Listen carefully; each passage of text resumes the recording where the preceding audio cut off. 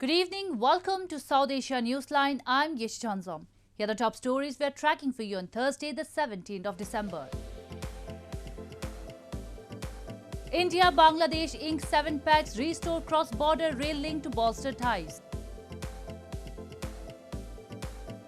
Pakistan's Prime Minister speaks to Afghanistan's President, pledges help towards Afghan ceasefire. And Nepal's Prime Minister Oli agrees to revoke controversial ordinance after backlash.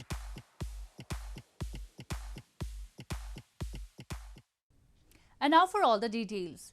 Indian Prime Minister Narendra Modi and his Bangladesh counterpart Sheikh Hasina held a virtual meet on Thursday aimed at bolstering ties.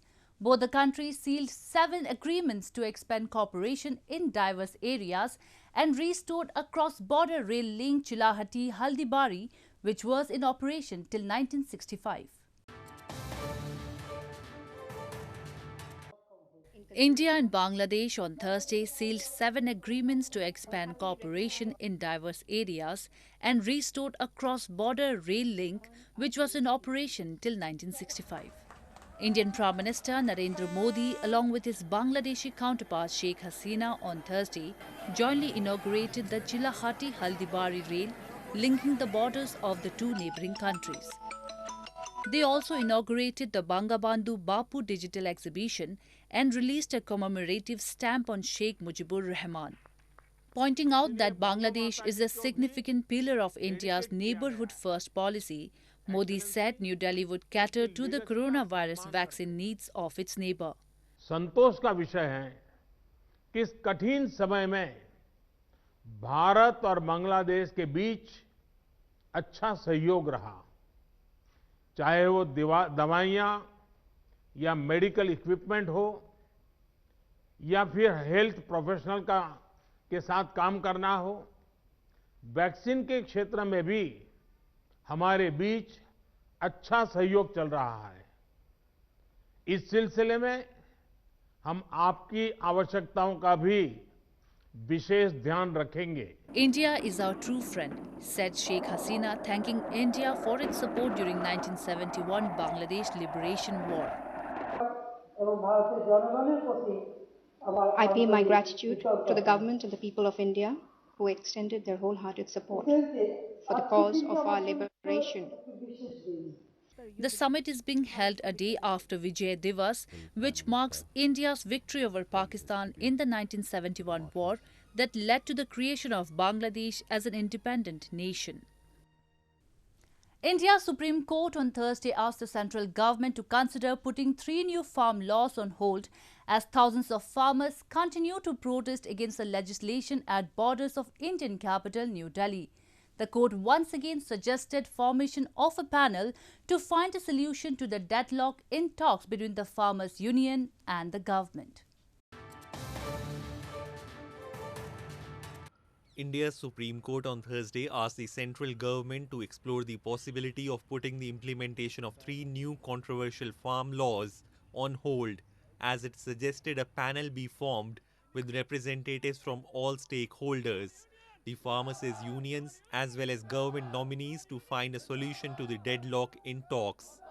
The Supreme Court during Thursday's hearing held up the rights of the farmers to protest, who have been camping at borders of Indian capital New Delhi since late November, demanding repeal of the laws that deregulate the agriculture sector. The court, however, said that a protest cannot endanger a common man's life or hamper it in any way. Chief Justice S.A. Bobde said the matter will be now heard by a vacation bench next week, as no farmers' unions were present in the Supreme Court, and that is why no orders can be passed now. और संविधान के दायरे में रहकर हमारा आंदोलन चल रहा है, पूरी तरह अहिंसात्मक है।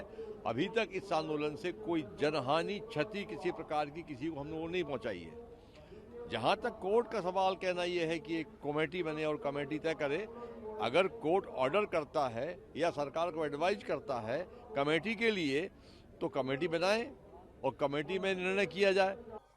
Meanwhile, a 65-year-old Sikh priest, Sant Baba Ram Singh, died by suicide at one of the pharmacists' protest sites at Delhi borders late on Wednesday. In his suicide note doing rounds on social media, Singh said He was hurt to see the condition of the protesting farmers. Blaming government apathy for Singh's suicide, opposition Congress leader Rahul Gandhi said Prime Minister Narendra Modi's administration should immediately repeal the laws. PM Modi has tried to assure farmers the changes will bring them new opportunities, but few have been convinced. A severe cold wave has gripped several areas in northern India, including the National Capital Region and Punjab state. In capital New Delhi and its neighbouring areas, the temperature dropped sharply on Thursday with lowest reading at 3.5 degrees Celsius. Locals were seen covering themselves up in woolens as they stepped out to carry out their daily activities or take a walk. The Indian Meteorological Department has said that the cold wave conditions are very likely to remain for next 2 days. Located in the tropics, most of India witnesses a very hot summer and a largely temperate winter. Snowfall in regions like Jammu and Kashmir and Himachal Pradesh has a direct impact in other northern states. Cold day is likely to slightly intensify tomorrow and day after tomorrow, and after that, since next western disturbance is going to affect northwest India, under its influence the temperature is likely to rise by 3 to 4 degrees. So from 20th onward we are expecting some relief from such cold conditions. Moving on, the next polls in Pakistan-administered Kashmir are few months away as the present Legislative Assembly will complete its 5-year term in July 2021. Locals in the illegally occupied region blame the ruling government has done nothing to address the public concerns over the years, and by not holding municipal elections for over 2 decades, they have favoured corruption by installing their party workers in several institutions. General elections are scheduled to be held in Pakistan-administered Kashmir next year. Raja Farooq Haider, the Prime Minister of Pakistan-administered Kashmir, recently exuded confidence that his party Pakistan Muslim League Nawaz will sweep the polls to the Legislative Assembly without entering into an alliance with any party or group. Locals in the region blamed the ruling government has done nothing to address the public concerns over the years and has put them on pity of circumstances with no development in sight. And by not holding municipal elections for over 2 decades, they have favoured corruption by installing their party workers in several institutions. Azad Kashmir के अंदर 28 सालों में बल्दियाती इंतखाबात का ना करवाना बुनियादी तौर पे इस अदवार में जो हुकूमतें गुजरी हैं वो सारी इस करप्शन को परवान चढ़ाने के लिए, इन अदालत के अंदर जो करप्शन है उसको परवान चढ़ाने के लिए इन्होंने ये ढोंग रचाया हुआ है और अपने सियासी चेलों को, सियासी चेतों को जो है वो इन अदारों के ऊपर काबू करने के लिए उनकी नामजदगियाँ करते हैं, जिसके ज़रिए से ये करप्शन करते हैं। नौजवान क़यादत को आगे नहीं आने दिया जाता। Locals have accused there is a Prime Minister and President in Pakistan-administered Kashmir, but they are merely stooges who have been helping Islamabad fill its treasuries through economic depredation. Moving on to news from Afghanistan. Afghan President Ashraf Ghani spoke to Pakistani Prime Minister Imran Khan over a telephone call on Wednesday, during which Khan pledged to help reduce violence and push for a ceasefire between the Taliban and Afghan forces in Afghanistan. This comes as a group of Taliban leaders is in Islamabad to discuss the Afghan peace process with the Pakistani leadership. Afghan President Ashraf Ghani spoke over telephone with Pakistani Prime Minister Imran Khan on Wednesday evening and discussed the Afghan peace process and their concerns over the escalation of violence in Afghanistan. Afghan Presidential Palace spokesman Sadiq Siddiqui, taking to Twitter, informed Khan told Ghani that Pakistan will help Afghanistan bring down the level of violence leading to ceasefire in his country. Khan also reiterated Pakistan's steadfast support for the Afghan-led and Afghan-owned peace process for a political solution to the conflict in Afghanistan. This comes as a Taliban delegation headed by Deputy Leader Mullah Baradar is visiting Islamabad to discuss the Afghan peace process with the Pakistani leadership. Meanwhile, the chairman of the High Council of National Reconciliation, Abdullah Abdullah, on Wednesday said that the next venue for the second round of peace negotiation talks between the Afghan government and the Taliban will be determined in coordination between the negotiators from the two sides, and that the issue of the venue should not cause any delays for holding the talks. The Afghan peace talks, which were being held in Doha since September, have been halted till January without deciding the venue for the next round of talks. In news from Nepal, Nepal's Prime Minister KP Sharma Oli has agreed to withdraw the ordinance on the Constitutional Council Act that he issued earlier this week. The move came after widespread backlash by the opposition and some leaders of his ruling Nepal Communist Party.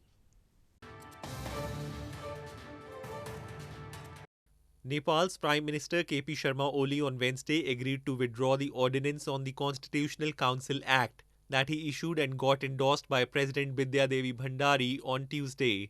A standing committee meeting of the ruling Nepal Communist Party or NCP on Wednesday took a decision to this effect, as per which the government led by party chair PM Oli will revoke the ordinance, which reduced the quorum for holding the meeting of the Constitutional Council from the existing 5 members to 3, with a simple majority of 2 members, enough to recommend appointments to constitutional bodies. This came after Oli had attracted widespread backlash, including from NCP co-chair Pushpa Kamal Dahal and leader of the opposition Sher Bahadur Deuba, who called the ordinance unconstitutional. Prime Minister Oli, who has been dismissing party meetings as meaningless, attended the Wednesday's meeting alongside Dahal, with whom he has been having indifferences. In a dramatic turn of events, the 2 NCP chairmen clinched a truce during the meeting. Moving on to news from Bangladesh. Zoo in Bangladesh's seaport city Chottagram is witnessing a surge in footfall after it was recently reopened to public with new safety guidelines after months of shutdown due to COVID-19 pandemic. An increasing number of people are now visiting the main zoo in Bangladesh's seaport city Chottagram, some 242 kilometers southeast of capital Dhaka. The footfall has increased after it reopened to public after months of shutdown due to COVID-19 pandemic. Visitors are keenly interested to see hundreds of animals and their offspring, mainly a tiger scarp born in the zoo recently that is attracting the eyeballs of many. Sea beaches, tourist spots and hotels models in several regions have already opened on a limited scale. With tourist spots in the port cities slowly opening up recently, Bangladeshi government reopened the National Zoo for the visitors, maintaining proper health guidelines amid the COVID-19 pandemic. Meanwhile, as people are slowly getting back to their normal life, the total number of coronavirus cases surged to 495,841 as the health authorities recorded 1,632 fresh cases in the 24-hour span till Wednesday. To get infected with deadly coronavirus and come out as a survivor is itself a story that inspires many. A COVID-19 recovered patient in India's Jammu and Kashmir is doing the same by introducing a floating ambulance at the famous Dal Lake to facilitate people in need. The COVID survivor is trying his best to make all medical facilities available on his boat.